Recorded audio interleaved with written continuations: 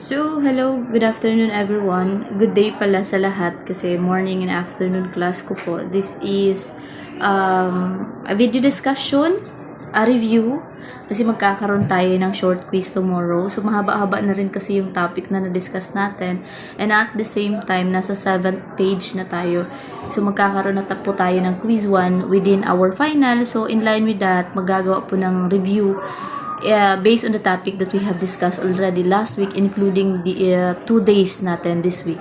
So, we have here, we discussed what is administration. So, ang tatandaan niyo lamang po, yung halimbawa pag keyword basis tayo is yung etong action na term. Okay, we have here, nakalagay, it refers to the actions, action which is concerned with the coordinating and managing an organization or organization work. Tandaan natin yung dalawa. Itong organization mismo or yung trabaho na nangyayari sa organization. And at the same time, merong additional dito, it is the performance task needed to operate an agency for the general purposes. Excuse me muna. Okay, let's continue. So, sabi dito, we have the administration additional definition. Performance tasks to be dapat accomplished in order for them to operate the agency. Yung tinutukoy dyan na agency is the organization, which is ang target nila is the purpose of that certain organization. So, it can be, merong mga functions yung ating administration. We have here, making policies. Ito, tandaan niyo po ito. Rules, planning, and at the same time, yung ginagawa nila na decision making. So, nakakalagay din dito to make sure that the task is done properly. So, kumbaga, pag sinabing ensure, sila yung supervise and monitor. Gapanilag ba kung natapos ba ang mga trabaho in line with their administration. Then we can consider them as the image of the organization because they are the one who represent in line with may mga meetings, seminars outside the organization, which is merong connection sa mga outside agency natin. Next, we have here, tandaan nyo lamang yung apat na basic function apat, which is the PODC. Nilagyan ko na po ito ng para mas malalo ninyong ma-remember. PODC, planning, organizing, directing, and controlling. Next, merong siyam na principles. You are going to memorize this in line with this topic. So, iniisa-isa ko yan. It is a recap because we already discussed this on midterm. Sabi dyan, planning, deciding in advance what to do, how to do inside the organization. And at the same time, pag sinabi ganitong organizing, ang key term natin dyan is itong you are going to arrange sino at yung task, tao mismo, ang resources, yung tinutukoy natin na we have the money and the material. Next, unity of command. Keyword, pag command gani, it means susunod ka lang sa isang tao which is siya yung nakakataas, which is the superior. Next, we have the hierarchical transmission orders from the word hierarchy.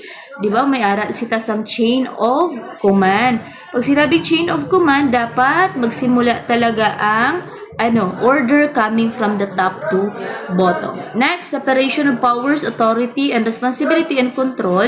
We have here example natin si Ma'am Pia. We have the Yan K. Balarik, the program director, and we have here the teacher. Magkaibang level, magkaibang authority, magkaibang responsibility to run the school, to manage, and to educate. So, magkaiba din. At the same time, yung sakop ng control nila also is different. Kasi dito, pag Mampia, pangkalahatan po, which is overall, di ba yung covered? Pag si Sir Yan, nakafocus lang siya sa criminology program, and at the same time, pag sa teacher naman, sa students. Next, centralization. Keyword yung gani pag centralization. Ang decision making is nakatuon lamang sa top management. Next, discipline and order. Simple as that you are going to steal. You are going to obey. Obey, anong i-obey mo, ma'am? Rules and policies, mga regulation inside, even though you are the one who is in the top administration. Kahit ikaw yung kasi ikaw dapat yung magiging model. Next, meeting and reports. The purpose of meeting and reports is to what? To update or magkaroon ng regular communication or communicate all the members para magsilbi itong update. Okay? Ito yung magsisilbing update sa nangyayari inside the organization. Next, accounting. Accounting refers to budgeting and monitoring. Yung pag-monitor natin in line with the resources. Yan. Next, if you're going to differentiate the administration versus management, ito lang po ang tatandaan natin. At lalabas po talaga ito sa aking identification. Lalabas ito sa identification ko sa quiz. Identification, and at the same time, lalabas din po ito sa aking exam na identification. So, tandaan niyo po ito yung magkaibang definition. Next, we have here also, we discuss what is administrator. Pag sinabi natin administrator, it refers to a person. Siya ang nag-assign, siya yung na-assign to organize and mag-make sure na talagang functional yung administration. Next, we have here, we discuss also what are the good qualities or yung mga good qualities ng isang good administrator. We have here yung pagiging deadline driven, you submit on time. Ito yung tinatawag natin na on time. You have the time management. Ayan, time management. Then at the same time, ito multiple balancing connected dyan sa letter A. We have also here we have also capable of planning. Yes, of course naman, kasi ikaw yung nasa itaas. You are the one who plan, who decide. And pag sinabi natin strategically, it is all about your imagination. Gaano kalawak yung imagination mo in providing solution pag merong problem that occur inside the administration.